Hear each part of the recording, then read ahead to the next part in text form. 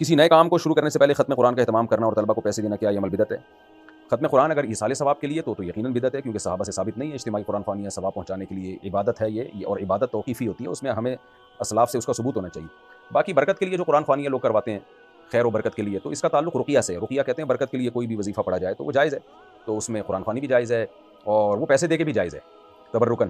وہ کہ مفتی رشید احمد صاحب رحمہ اللہ تعالیٰ ہمارے جو شیخ تھے وہ اس سے منع کرتے تھے، کیونکہ وہ کہتے تھے انہی چیزوں سے پھر بدعتیں جو ہے وہ رواج پاتی ہیں۔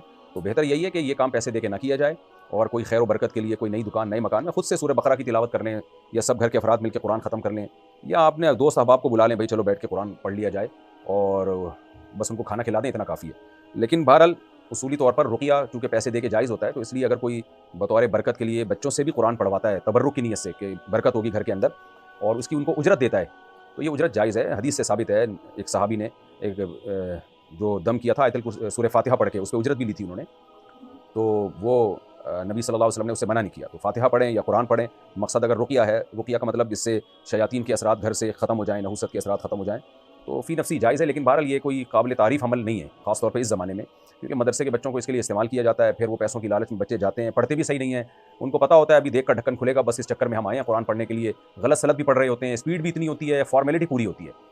تو تھوڑا کام طریقے سے کیا جائے، وہ دکھا کے بڑے کام کرنے سے زیادہ بہتر ہے۔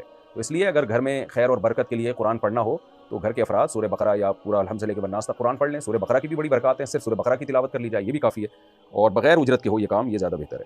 زیادہ سے زیادہ کھانا کھلا دیا کریں ان کو، تو اگر یہ کرنا چاہیں آپ۔ اور ویسے بھی برکت کے لیے اصل کام تو یہ گناہوں سے بچیں۔ ادھر قرآن خوانی ہوتی ہے، ادھر ہی فوراً گانے بجانے شروع کر دیتے ہیں تھوڑی دیر میں، تو یہ کیا برکت ہوگی؟ اس تو گانے بجانوں کی نحوست ہوگی، گانے بجانے کی۔